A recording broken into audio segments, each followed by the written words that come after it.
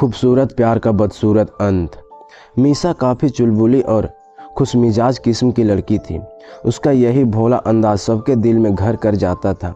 मीसा और रवि दोनों की शिक्षा एक ही स्कूल में शुरू हुई थी और दोनों पढ़ने में भी बहुत ही होशियार थे। फलस्वरूप दोनों में दोस्ती के साथ साथ प्यार का भी अंकुश फूट रहा था, जो धीरे धीरे पुष्पित और पल्लवित हो रहा था। स्कूल की शिक्षा खत्म होने के बाद मीसा ने फैशन एवं डिज़ाइनिंग में एडमिशन ले लिया और रवि इंजीनियरिंग की पढ़ाई के लिए हैदराबाद चला गया। दोनों ही राहें अलग हो गई, लेकिन एक ही शहर और बचपन की दोस्ती के कारण दोनों के बीच बातों का सिलसिला जारी रहा।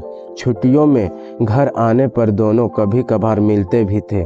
मीसा और रवि की दोस्ती की बातें उनके घर वालों से भी नहीं छुपी थी। पढ़ाई खत्म होने के बाद मीसा ने बतौर डिज़ाइनर अपना खुद काम शुरू किया और रवि ने एक प्राइवेट कंपनी ज्वाइन कर ली। फिर एक दिन रवि ने मीसा को अर्जेंट मिलने के लिए बुलाया और मीसा के सामने शादी का प्रस्ताव रख दिया। मीसा के घर वाले भी मीसा के ऊपर शादी का प्रेशर डाल रहे थे, इसलिए मीसा ने भी हाँ कर दिया, क्योंकि रवि को वो बचपन से जानती थी। मीसा के घर वालों ने मीसा को समझाया भी कि वो फैसला करने से पहले एक बार सोच ले, क्योंकि दोस्ती अपनी जगह है और प्यार अपनी जगह। मीसा ने अपने घर वालों को समझाया कि रवि और वो एक दूसरे को बचपन से जानते हैं। क्या गारंटी है कि आप लोग जहां मेरी शादी करेंगे वो लड़का मेरे लिए अच्छा ही होगा। खैर, मीसा के घर वालों ने मीसा और रवि की शादी बड़े धूमधाम से कर दी। शादी के बाद मीसा बंगलोर चली गई। धीरे धीरे मीसा का बिजनेस भी खत्म हो गया।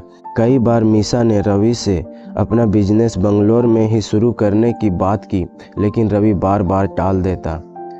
मीसा को रवि अब कुछ बदला बदला दिखाई देता। उसको ऐसा लगने लगा कि रवि उससे दिखावा करता, झूठी सेखी बघारता, जैसा वो दिखता है वैसा है नहीं। अब तो रवि कभी कभी देर देर रात तक घर नहीं आता। पूछने पर ऑफिस के काम का बहाना बताता और मीसा के कुछ कहने पर उल्टे शक की सुई मीसा पर ही घुसा देता। मीसा अब अपने इस जीवन से बोर होने लगी। उसने फैसला किया कि वो आज रवि से बात करेगी। मीसा ने रवि को कई बार फ़ोन किया, लेकिन रवि ने फ़ोन रिसीव नहीं किया। फिर मीसा ने रवि के ऑफिस में फ़ोन किया तो उधर से उत्तर मिला कि रवि साहब तो अपनी मैडम के साथ बाहर छुट्टी पर है। यह सुनते ही फ़ोन मीसा के हाथ से छूट गया और वो गिरते गिरते बची। रवि के ऑफिस से उसकी सच्चाई जानने के बाद मीसा के पैरों तले ज़मीन ही खिसक गई। खैर, किसी तरह मीसा ने अपने आप को संभाला और अतीत के उन सुनहरे पन्नों को याद करने लगी जब रवि उस पर जान छिड़कता था, जीने मरने की कस्में खाता था। वो अतीत उसको इस तरह से दगा दे जाएगा, वो सोच सोच कर पछता रही थी कि काश उसने उस समय अपने पेरेंट्स की बातों पर ध्यान दिया होता तो आज शायद ऐसा नहीं होता।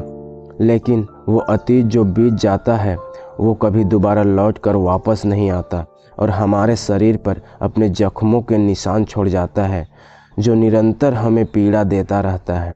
मीसा के मन की हालत भी इस समय कुछ ऐसे ही हो रही थी। अतीत की इन्हीं सब बातों को सोचते हुए मीसा कब नींद के आगोश में चली गई उसे पता ही नहीं चला। उसकी आंख खुली तो सुबह हो चुकी थी।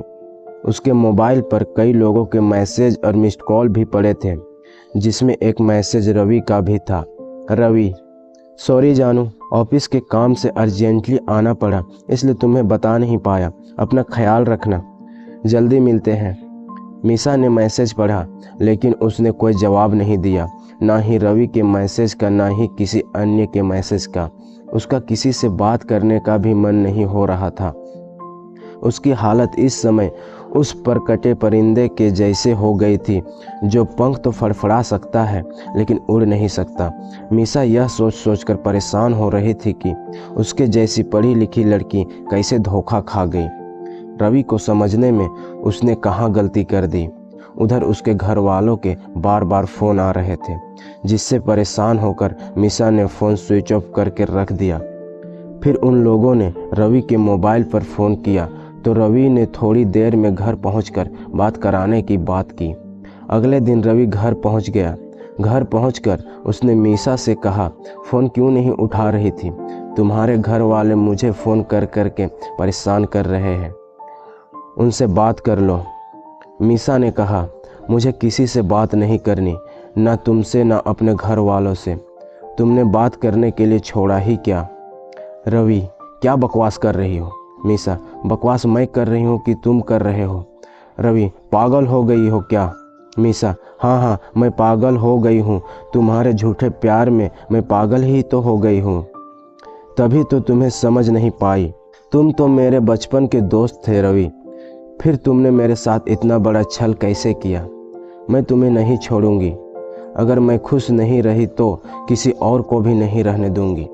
यह कहकर मीसा रवि की गिरेबान पकड़ लेती है, लेकिन रवि के बलिष्ठ हाथों की पकड़ के आगे मीसा की पकड़ ढीली पड़ जाती है और मीसा की मृत्यु हो जाती है। रवि पूरी तरह से घटना को सुसाइड का रूप देने की कोशिश करता है और ऑफिस चला जाता है। थोड़ी देर बाद उसके ऑफिस में फ़ोन आता है कि मैडम ने सुसाइड कर लिया है। रवि मीसा के घर वालों को भी मीसा के सुसाइड की सूचना देता है। मीसा के घर वाले भी आते हैं, लेकिन उन्हें इस बात पर यकीन नहीं होता है। तमाम तहकीकात और पोस्टमार्टम की रिपोर्ट के बाद रवि मीसा से धोखे से शादी और हत्या के जुर्म में जेल चला जाता है और आज भी सलाखों के पीछे है। मीसा के माँ बाप ने जब रवि से पूछा कि तुम तो मीसा से प्रेम करते थे, तो तुमने मीसा के साथ इतना बड़ा विश्वासघात कैसे किया? इस बात पर रवि ने जो सच्चाई बताई वो काफ़ी चौंकाने वाली थी। दरअसल में रवि ने मीसा से शादी करने से पहले ही एक ईसाई लड़की से शादी कर ली थी और ये बात रवि के पेरेंट्स को भी पता थी, लेकिन वो रवि की शादी अपनी बिरादरी की ही किसी लड़की से करना चाहते थे ताकि समाज में उनकी साख पर कोई आंच न आए, और बेचारी मीसा इसकी भेंट चढ़ गई। लेकिन मीसा को भी इस विषम परिस्थितियों में सूझबूझ और धैर्य से काम लेना चाहिए था। बेहतर होता यदि वो अपने घर वालों को बता देती या कानून की मदद लेती। इस कहानी से क्या समझ आया दोस्तों, कमेंट करके ज़रूर बतलाइएगा। और अगर कहानी अच्छी लगी है तो वीडियो को लाइक, कमेंट एंड चैनल को सब्सक्राइब करके हमें सपोर्ट जरूर करें, ताकि हम आपके लिए ऐसे शिक्षाप्रद कहानियाँ लाते रहें। थैंक यू दोस्तों।